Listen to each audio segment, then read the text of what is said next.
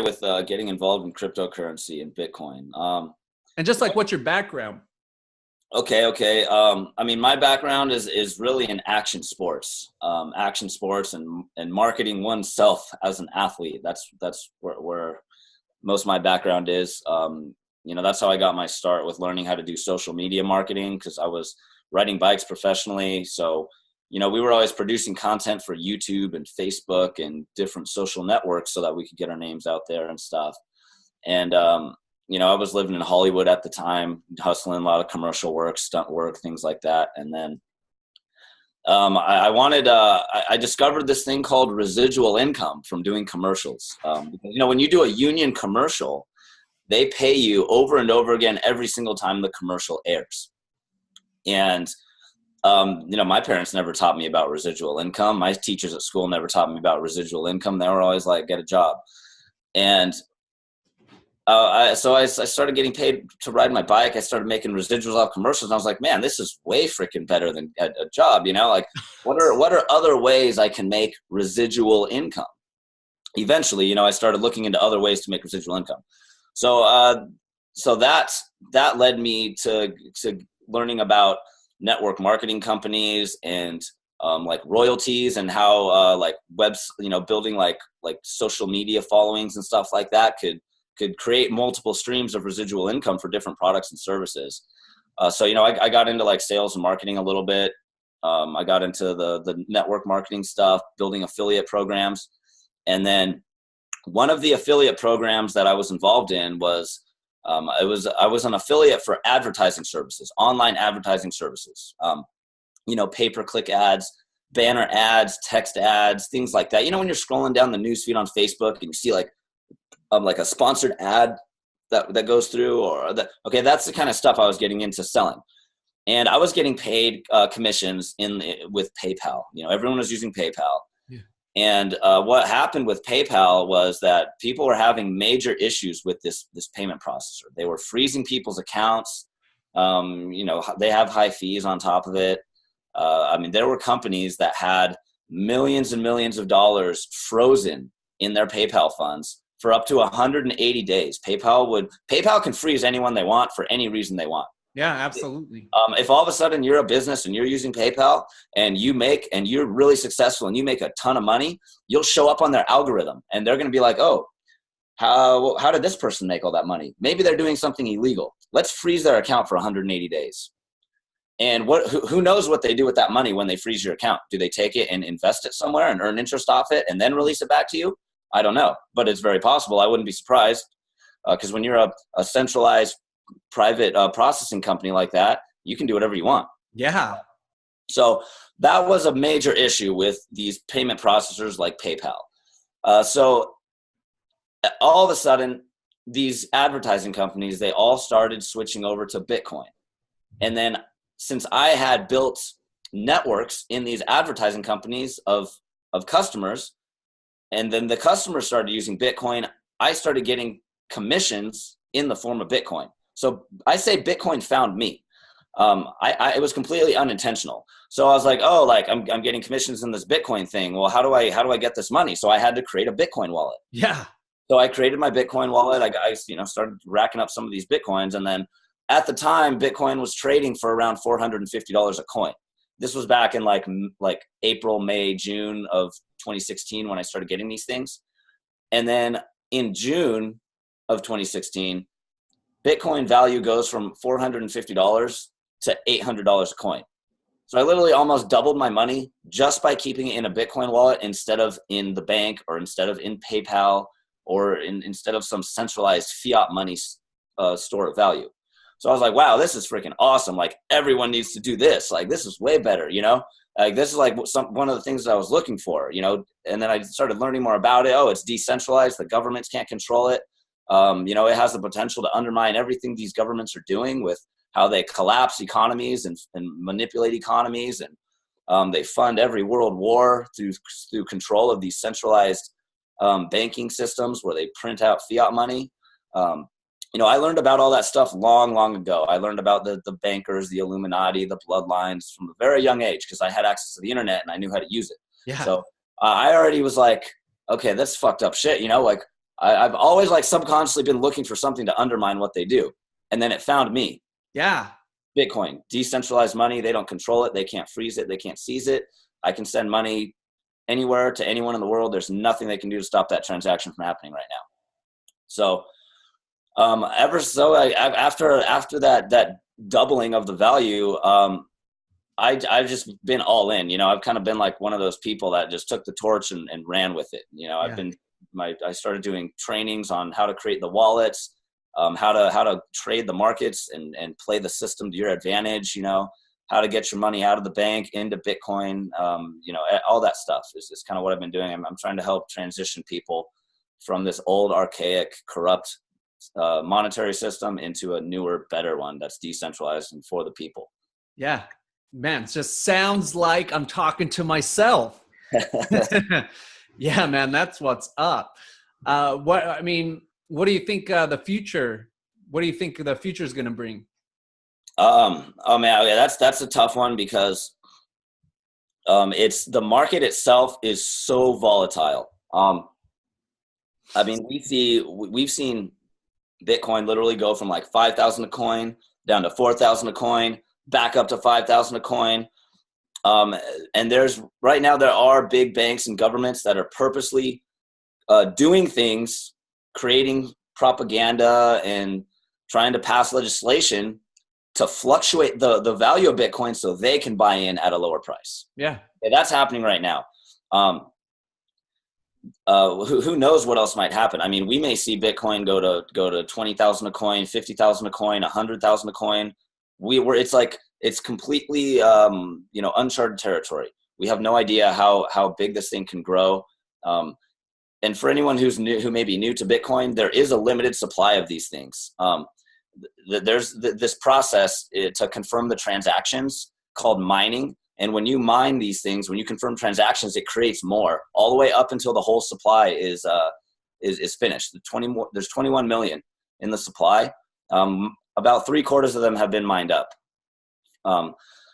And that's created a deflationary effect. And still barely anyone in the world even knows about this stuff. But we're starting to see the beginning signs of global adoption. You know, we're starting to see business owners with signs in their windows that say Bitcoin accepted here. There's Bitcoin ATM machines popping up all over the world. You're starting there's all these other cryptocurrencies now that have came out that are like Bitcoin, and some are a little different. There's even other ones that are offering programmable money, like smart contracting into the money, like Ethereum. So there's this whole new monetary system that's evolving from this technology. Absolutely. And we have no idea. I mean, the implications that it could have, or how it's going to change the world. All I do know is that it's going to be very, very impactful, very, very significant. Almost as like back how in like the 60s and 70s when like credit cards were just kind of starting to get introduced. Like think about how impactful credit cards and payment processing with credit cards has become throughout the world. Okay. Bitcoin and cryptocurrency is even more crazy than that. It's more disruptive. It's more revolutionary. So, we may see a time where banking and centralized payment processing becomes obsolete. Bitcoin has the potential to do to banks what email did to the postal service, or what file sharing did to the music industry, or what Airbnb did to hotels, or what Uber has done to taxis, but more disruptive than all those things combined. Because now you're taking a technology that's disrupting the very entity that is trying to dominate and control the world. You're disrupting that. So who knows what could happen with this. What do you hope? What I hope is that everyone wakes the fuck up and boycotts the United States dollar. Yeah. Completely transitions, because it's pretty obvious now. Anyone with half a brain can go and take advantage of the information abundance that we have available to us via the internet and or just ordering books online. And you can read about how the world is really controlled and who manufactures all the world wars, who manufactures the economic collapses, who manufactures all these horrible things that happen on this planet. It's all done through centralized banking cartels that control the money. So, man, you know what is the last topic I wanted to talk to you about, but you've already kind of opened that door is, I know that you're big into like aliens and you're big into like, you know, a kind of out there type of stuff. And I am too. What do you think the chances are that the powers that be have completely manipulated the past and what we know of it? Okay. In my opinion, because this is a rabbit hole that I've been going down for many, many years. I've been studying it. I've ordered tons of books about this. I binge watch everything about it, from every whistleblower to every researcher. Um, Based off all the data that I've gone through, what I believe is that our past has basically been covered up by these powers that be, because they don't want us to know where we came from or how we got to be in this human situation. They don't want us to know that, because once we know how that happened, we become empowered. Okay, so they tried to make up these stories about this like evolution. Oh, we just evolved from apes, and this is the pinnacle of success and all this stuff. And you know what I believe is that there's been very highly advanced people on this planet for tens of thousands of years. They had the ability to genetically modify people, and I believe that humans are just one of their products of a genetic experiment, and they created us very specifically the way that we are so that they could use us as a resource. And this has been going on for thousands and thousands of years, in my opinion. Yeah. So where do you think, based off of your experience and your research, where do you think that those more advanced beings went? And why did they leave us here? Okay, you know, I don't think that they went anywhere. I think they're still here, but they operate in secret. You know, I think that they used to be here, and I think there was a civilization on this planet that was where, you know, everyone was here. And there's a lot of mythology about this. You know, like if you start studying Greek mythology, if you start studying the gods of Greek mythology, what you'll find is that these were just people that lived here that were very highly advanced. They had technology that the other people didn't have. They may have even been a little bit different genetically. They may have been genetically more advanced. They had maybe a little bit bigger brains. And you can go and see all the skeletons that they find with the elongated skulls. They find them all over the world, especially down in Peru. And there were beings walking around on this planet with brains that were twice as big as ours. And we have the skulls that prove it. Yeah. And if you even look at ancient Egyptian artwork, the pharaohs, the gods of Egypt were all depicted with these big, long, elongated skulls. So I think there were all kinds of different strains of humanoids, you know, different kinds. You know, some of them may have been a little taller, some of them may have been shorter, some of them may have had like 6 fingers on one hand, stuff like that. You know, I think this whole universe is just teeming with life. There's all kinds of different life forms all throughout the universe, on all the planets, everywhere. And, you know, we're just one of many different genetic experiments that's probably gone down in this universe. Man, that's just really interesting stuff. You know, I sent you a video a little while back from that guy who was studying the Mayan calendar, because I know that you went there recently. Tell me what you think about this. The Mayan calendar talks, it's different. They see time in cycles rather than linearly. Yeah. And their great cycle is roughly 26,000 years, give or take. Because something would have had to happen, something catastrophic that would have given someone an opportunity to recreate history. So do you think that something could have happened in the past that was catastrophic, that, you know, maybe wiped out a large portion of the humans on the planet and gave them an opportunity to kind of rewrite history? Yeah, absolutely. And the most well-known myth about that is the story of Noah's flood. And you can go into any culture all around the world. Every single culture has a flood myth. Huh. Every single one. So at one point, whether it was a pole shift or a meteor hit the planet, I don't know exactly how it happened, but it's pretty obvious that at some point, probably 10,000 years ago, maybe 12,000 years ago, you know, the exact date you'll get different dates from different people, but it was probably around 10,000 plus years ago. Something wiped out almost everything on this planet, and it was kind of like a reset. Everyone had to start over. And then when that happened, I think there was a lot of breakaway civilizations. The people with the technology boned the fuck out. They probably went to the moon, to Venus, some of these other planets, and maybe then they came back down after all the dust settled and started to help rebuild.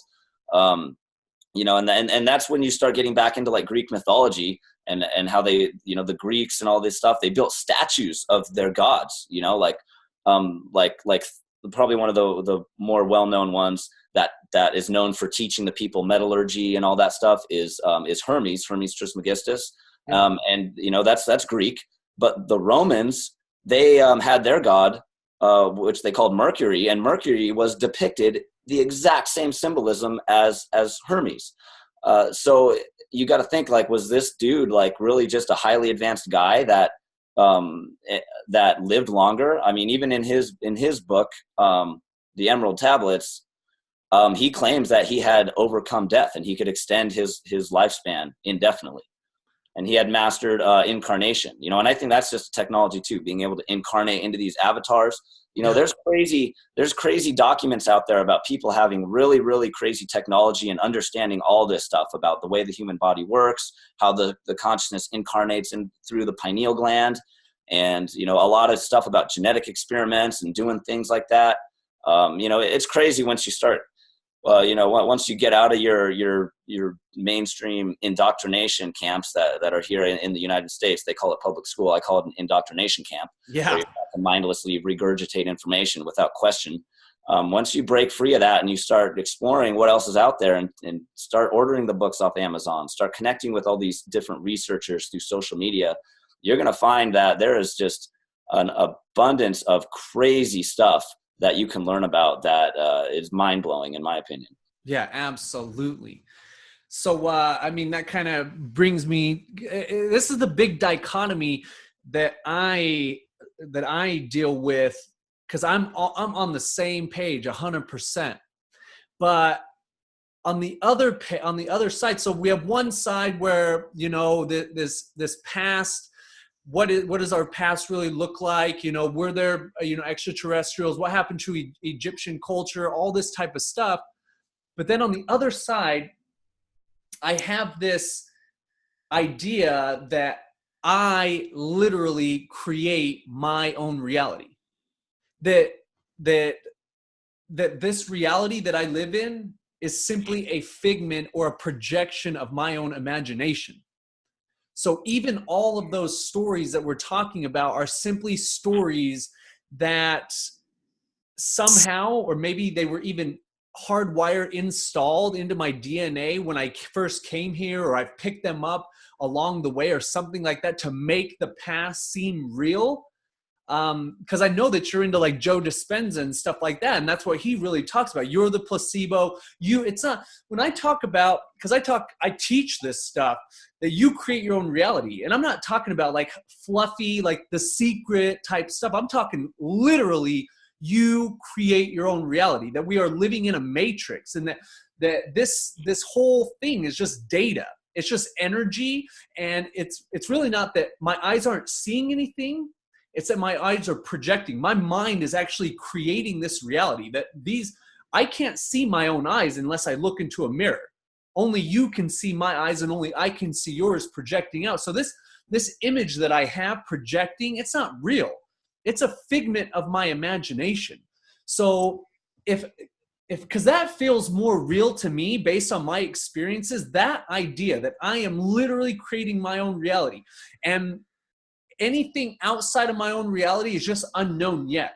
So like you're talking about, there's other beings living on other planets and things like that. To me, that just doesn't make sense yet, because I haven't been able to take my own being outside of this realm that I'm living in. And so I believe that as my consciousness evolves and advances, because I personally don't think that we're going to be taking rockets to the moon or rockets to Mars like homeboy Elon Musk wants to. I think that we'll just be taking our consciousness and projecting our consciousness to those places. And it's simply a game that we've been playing for eternity, to just simply continue to evolve and to continue to play this game, to just self-realize that I am God, I am the creator, and I'm just creating this game around me with these stories and all this stuff to simply self-realize that I am that. What do you think about that? It's interesting that you bring that up about projecting the consciousness, because there is, meditation techniques and things that you can learn about, which where they teach you what's called astral projection, where you project your consciousness out of your avatar body. Yeah. And you can go to other places simply by thinking about it. Yeah. And that's stuff that goes way back to ancient Egypt. They're all about the incarnation and the soul and all that stuff. There's a lot of teachings about that. The farther back you go, the more teachings you'll find about that. Wow, I believe that. But yeah, and then I think that too, that part of us, of this whole these powers that be that are like trying to control everyone. I think also what they do is they're trying to suppress the evolution of human consciousness and suppress us from figuring out that we are these powerful beings that can create our own realities, basically through our thought process and through our actions. And then you get into stuff like like the law of attraction and the law of vibration, and how the thoughts create reality, and how we are a mirror, or our outer world is a mirror of what goes on in our inner world. If you look at the atoms that make up our body, all you're going to see, if you look at them from a microscope, all you're going to see is a bunch of little balls of energy vibrating.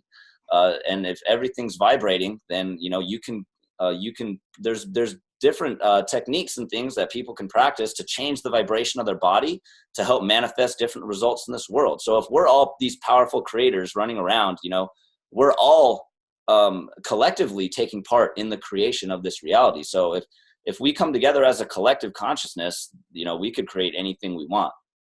Yeah, absolutely. There's back in 2012, I was visiting some of my best friends in Maui, and we ended up doing just a shitload of mescaline, and we could feel energy or actual beings in the room, like Raiden from Mortal Kombat, because I believe that there are immortal beings on the planet right now. I do too. I wouldn't be surprised one bit. Yeah. And so as I've kind of been on this journey for the past decade or so, because I believe in immortality. I believe that, dying is just, it's a figment of your imagination. People choose to die. That's why they're like, oh, dude, this game I don't want to play this game for whatever reason. We don't know what's going on subconsciously within another person. I have no idea what's going on subconsciously in your being, and vice versa. So let's look at old people. Old people, we lock them up in homes. Nobody goes and visits them anymore. Nobody gives them love anymore. So why would they want to play the game? So they're like, oh yeah, I'm out. I'm done. They have no purpose left in their life. And I've talked to this with other people, and they talk, well, what about a baby? And again, we don't know what's going on subconsciously. So a baby might be born into an environment where it's like, oh man, this sucks. I want to get out. And so something happens, because I don't believe in accidents. So I believe that all death is a choice, and it's a creation of our own reality, or of our own consciousness. So I believe that that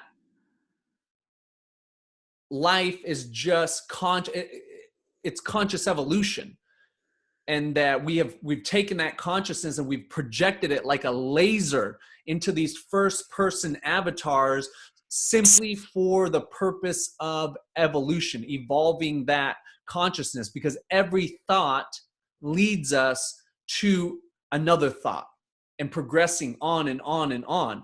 And so I almost think when I hear these stories of, aliens and past civilizations and things like that, I almost wonder in my mind, because like you were saying, that we've collectively come together and co-created this reality that we've lived in. And we really don't know what is true from the past or not. So what we've done is we've created all these stories to try to figure it out. And at the end of the day, it really doesn't matter. The only thing that matters is the here and now and what the possibility and what the potential of the future brings. Because I think that consciousness or energy has infinite potential.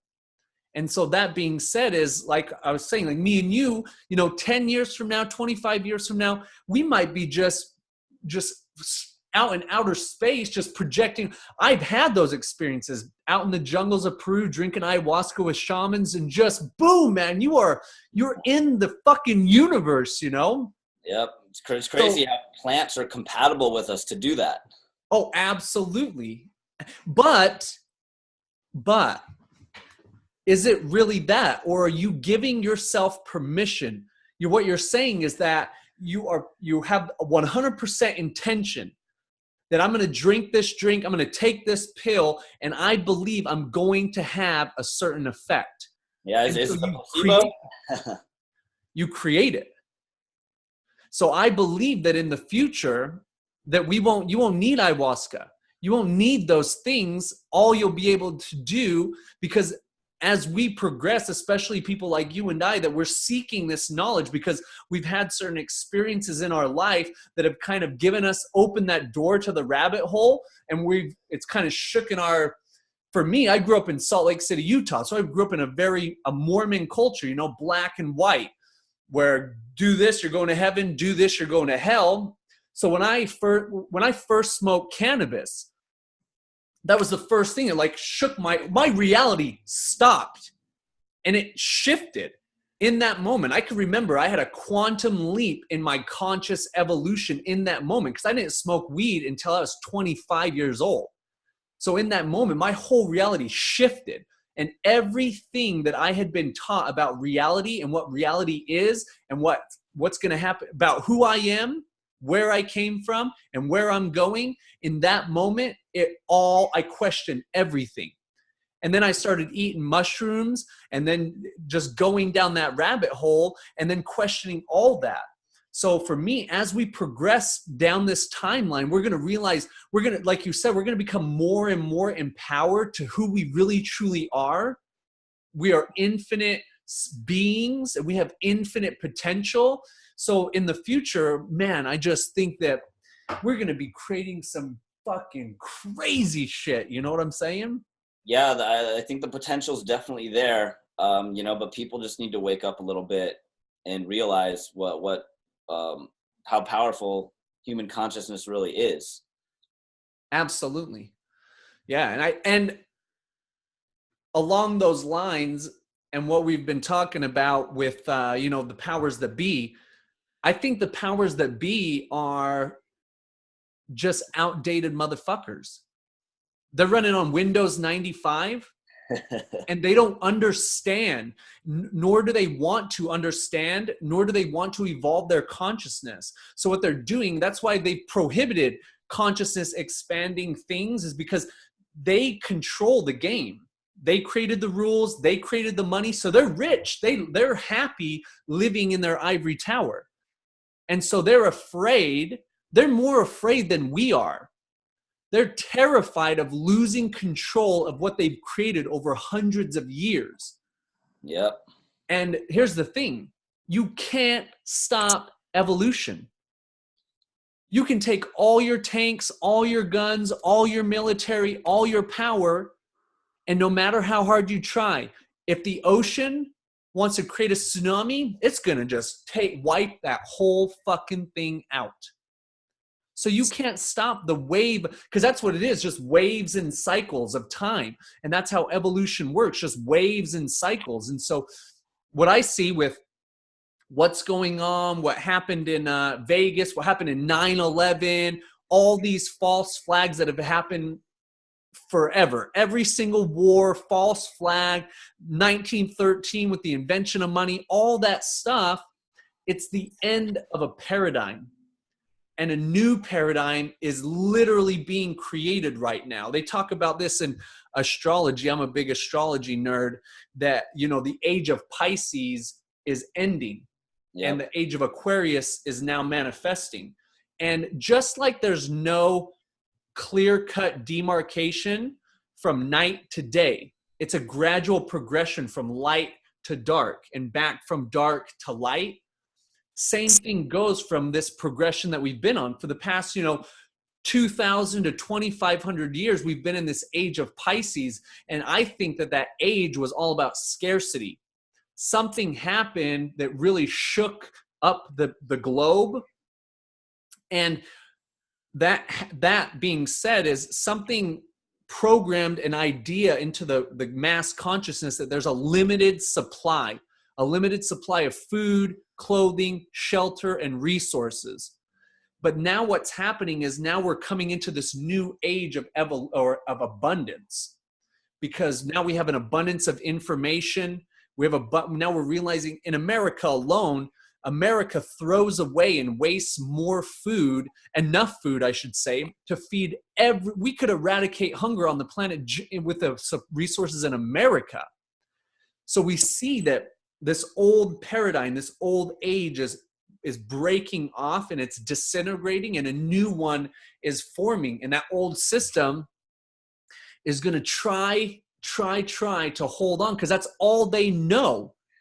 And no matter how hard you try, you're not going to stop evolution. And that's what crypto is. Crypto is evolution.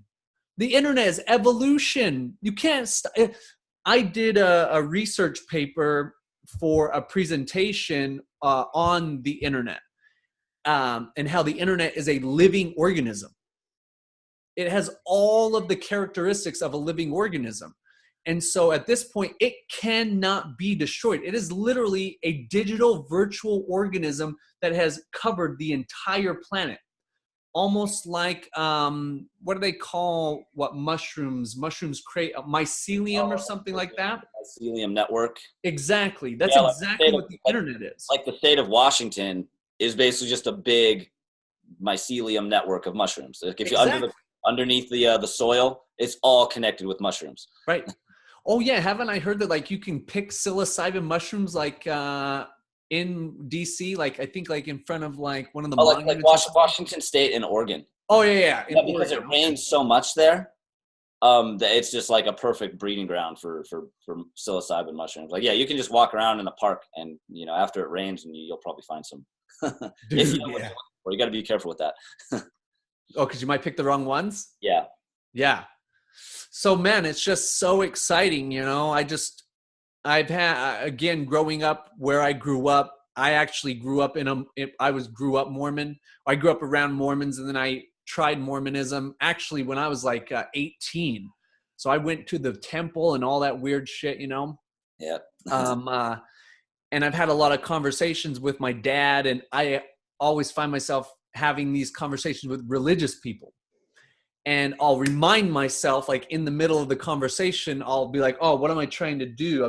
Why am I trying to sell you on this new idea? I say, I'll talk to you in 100 years. Because in 100 years, we will look back and laugh at ourselves for the weird shit that we used to believe in. Yep. Think, man, I can't believe we used to kill each other. I can't believe we used to, bow down to these, these gods and things like that. When we'll realize, oh, we are God. We are the gods, right? Exactly. We have the potential the whole time. Right. So it's just a game that we've been playing. Our consciousness has been playing so that we could self-realize that we were God. Because I believe that once we come to that realization, there are greater levels above that. It's infinite. It never ends. It's just a big game of leveling up. Right. What I think, So I think, man, I'm super grateful to you, man. You've given me a lot of help and advice, especially with crypto. I think that crypto allows us the freedom to dive deeper into the things that we're obviously passionate about, esoteric stuff, aliens, these ancient civilizations that have just completely deserted, but the remnants are still there. So I think that's why we're drawn to that type of stuff, is so that we are playing the game, and we're consciously aware that we're playing the game while everybody else is still taking a nap, Yep. But it's shifting right now. More and more people are waking up, and especially with all these millennials that grew up with the internet. Because that's one thing that people like in right now, people that are in their 20s, even in their 30s. Those people grew up with something that their parents didn't have. Right. Information abundance. Absolutely. So that's a game changer right now. We might have to go through, another generation before, the whole world really wakes up, because a lot of people are still stuck in the old ways. A lot of people that are, the average like 18 or 19-year-old has more knowledge about social media and the internet and how to use it as a resource than the average 50 or 60-year-old. So yeah, it's just an evolution. As the generations pass, it's going to change everything. Yeah, and I think that the internet, the internet as a technology has created more freedom and more abundance on the planet than any other technology before it. And I believe that crypto will create more freedom and abundance than the internet. Yep, I agree. It's like the internet of money. Exactly. And then what else too about the internet? It's cool, man. It's like, because when I was growing up, I was in this private school indoctrination camp, and then they tried to tell us to like, oh, these other people in on the other side of the planet, they're all bad because they believe in a different god, and they wear these funny towels on their heads, and they're bad, they're terrorists, they're evil, they're all going to hell. And now it's like I can jump on the internet and I can connect with those people on the other side of the planet on Facebook and be like, well, these people are just normal, cool people just like us, Yeah. We were lied to.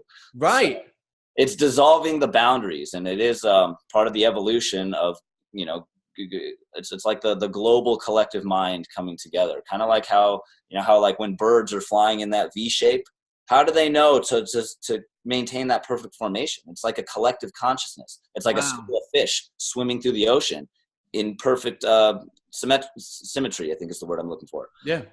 That's a collective consciousness. How do they all know how to turn at the exact same second? It's a collectivity. Yeah. And that's what the internet and all this stuff is allowing us to do. And I think another thing too is that I think that we have the ability to be that collective consciousness without the internet. But first we have to evolve and develop our psychic abilities. And that's another thing I think that's suppressed is, I think everyone has these psychic abilities, the ability to astral project, the ability to develop your pineal gland and, become more psychic. But that's another thing that's been suppressed in the United States. They'll say in the Christian private schools would say, oh, don't do that. That's Satanism. That's bad. Right. Or, in the public schools, they will have absolutely no training at all about meditation, about astral projection, about incarnation. None of that is included. So you have to question, okay, was all that stuff purposely removed from the education system in order to suppress the evolution of human consciousness? Yeah. The answer is yes. Or was it ignorance? It may have been a combination of both. Yeah. It may have been, I wouldn't be surprised if it was a combination of both. Yeah. Because a lot of knowledge was lost. Right. Global catastrophe. Ignorance or intentionally, who knows? Yeah. But I totally agree, because I think that like this thing, I can have a seamless conversation with someone in China. It's not the phone. I'm literally it's telepathy. And I think, like you said, in the future is that we won't need it. What we have to do is we're creating things in the outer world first to reinforce what it really is. The underlying higher level awareness is that, like right now, you and I, we're having a seamless conversation. We're hundreds of miles away from each other. It's a projection. It's a creation of our own consciousness. And soon, I think within 100 years, we'll be able to we'll probably be meditating somewhere, in our house, but boom, we'll be in a room together, literally. And it will feel just like it's real. Yeah, there's people that claim to be able to astral project on command or on demand. There's a place even in Virginia, if I'm not mistaken, it's called the Monroe Institute. I know a lady that works there. Yeah, there's a guy, his name's, if I'm not mistaken, I think it was Robert Monroe. But he was, he wrote he wrote a bunch of books on this, I think back in like the 50s or 60s, about astral projection and all this stuff. And they actually started an institute where you can go and stay for like a week, and they teach you how to astral project your consciousness and things like that. So, I mean, who knows? Check that out. Who knows if there's people on this planet right now that are both like really good at astral projection, and they just astral project, and they're like, oh shit, my homie's astral projected up into the fourth dimension too. I'm gonna go say what's up to him in the astral world, you know? Yeah. I mean, I gotta believe that's true, man, because I know that there's a lot of folks in India, a lot of the gurus and people like that just go live in caves, you know, for years and years and years. Yeah, they grow up with it. Right. And so I guess for me is it kind of goes back to everything happens for a reason. So let's say a child is born in India in just a shitty outer circumstance, just total poverty like we couldn't understand. I mean, just literally human shit on the road, you know, and they got to think to themselves, this sucks. So I'm going to go into the mountains and I'm going to just spend my life meditating, because meditating sounds way better than just hanging out where I was. Right. And then over time, you know, you're hanging out with these gurus and they're teaching you what they know, and you're meditating for hours a day. Your consciousness is going to project somewhere. Because I mean, lately, in fact, since I got back from Vegas, I've been really experimenting with like 5-HTP and these other sort of chemicals before I go to sleep. And my dreams have been fucking nuts. Yeah, I've messed around with different herbal supplements and different things that help you have more vivid dreams and stuff like that. There was even one thing I tried out called a biomat. Have you ever heard of a biomat? Oh yeah. It's like basically it's what are the purple crystals called? Amethyst. Yeah, amethyst. It's basically a mat with an amethyst crystal mat. Yeah. When you plug it in and it hits it with an energy, and you're sleeping on top of this thing, and this thing's sending amethyst crystal energy into your body while you're sleeping. And like I tried it out several times, and I've never those were the most like vivid dreams I've ever had, was when I was laying down on those things. Yeah, absolutely. In fact, I have a friend, Corey Love. I don't know if you ever, there was one episode on Robin Big where he got some of these. They're sheets. I think I might have showed them to you once.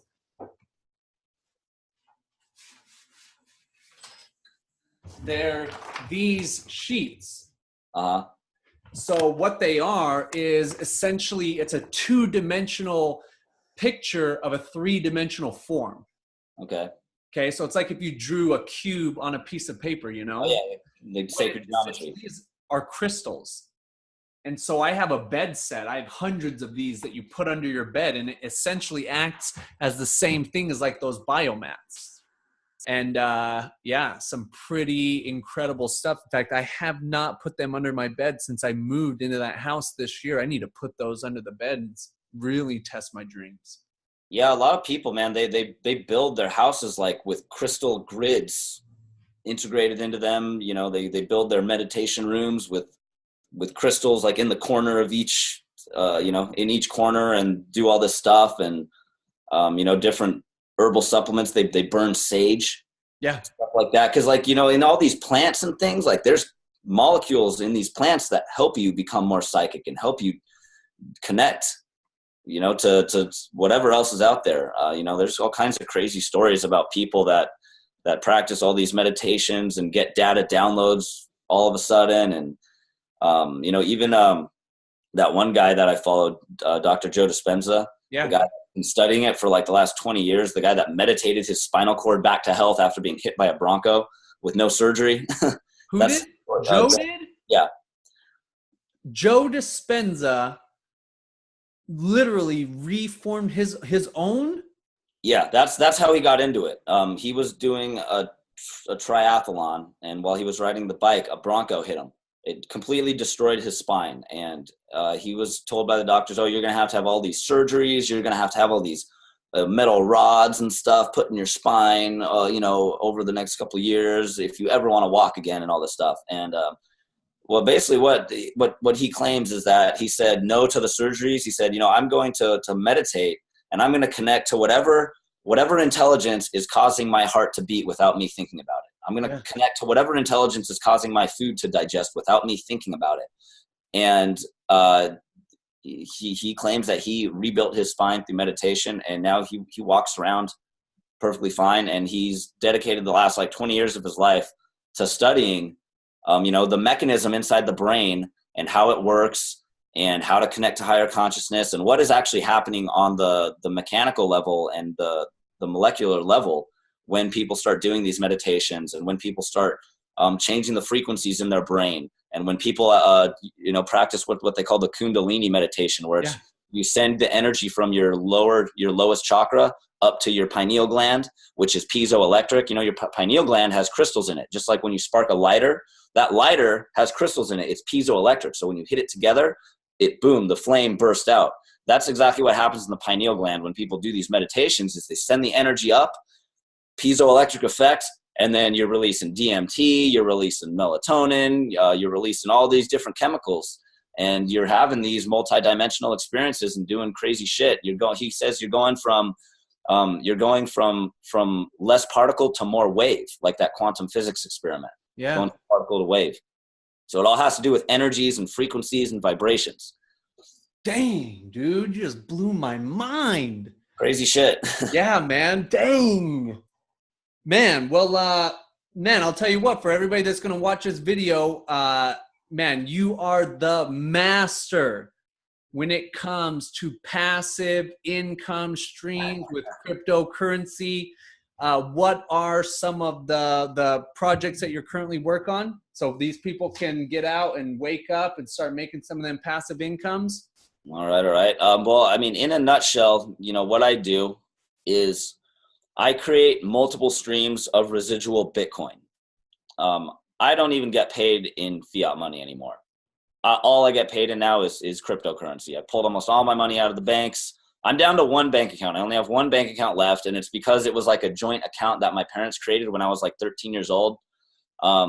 But even US Bank, they shut down my account. They said, we no longer want to do service with you. And Nice. My bank broke up with me. Yeah. Basically I build multiple streams of residual Bitcoin. And what I found to be the most stable and sustainable way to do this is I invest into Bitcoin mining or cryptocurrency mining. And again, like I said earlier, mining is the process of confirming the transactions on the decentralized network. So we have to have miners. In order for me to send money to you, there has to be mining. We have to confirm these transactions through mining. And as these transactions are confirmed, more Bitcoin is produced. So I invest into mining companies. So that in itself right there creates a little bit of residual income because I invested in the mining. And then what I do is I help build the companies I invest into via their affiliate programs. So I teach other people about the technology. I bring other people in and teach them how you can also get residual income from investing into mining, and how to set up your wallets, how to game the system. Yeah. So the more investors I bring into the mining companies, they give me commissions on top of that as well. And that's for anyone. Anyone can do that. So, once I've got the residual streams of Bitcoin from building these mining companies, then, I can take a little bit of these profits and I can trade the markets. I can start investing into other cryptocurrencies, because remember, there's a whole bunch of other cryptocurrencies now. Bitcoin was just the first one. There's all kinds of new technologies coming out, all kinds of new cryptocurrencies that are solving different problems in the monetary system. You can trade these markets. They're very volatile. Some people just buy the other coins and just hold them for the long term. Some people are actively trading these markets all throughout the day. Like day traders, how they do Forex trading, where they set the stop losses and the sell orders, and they do that whole deal, the candlestick charts. You can do that with cryptocurrency, and it's more volatile than the stock market. It's more volatile than the Forex market. So the potential to earn is even bigger. And then, that's kind of what I do in a nutshell. Aside from teaching people how to use the technology, I'm really big into social media marketing and, YouTubing, teaching other people how to actually become more confident and how to speak in front of a camera and how to connect with other people through social media, how to brand yourself on social media. That's all included in what I teach through my social media platforms. So it's kind of like a little combination of the personal development, the social media coaching, combined with this whole cryptocurrency thing. Yeah. Nice, man. And how can they find you?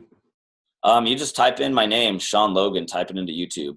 I've got over like 200 videos on there now, I think. So, or my Facebook extension is just Sean Logan Marketing, if you want to connect with me and ask me any questions about this stuff. But definitely highly recommend getting involved in Bitcoin and cryptocurrency. At least just start learning about the technology, because you will be way ahead of 99% of the people on this planet if you start doing this. Yeah.